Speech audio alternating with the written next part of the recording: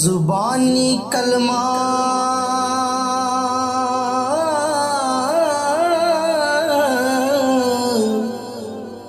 मैं हर कोई पढ़दा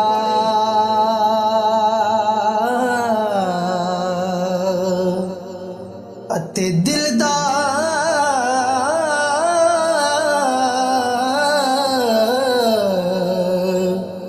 पढ़दा कोई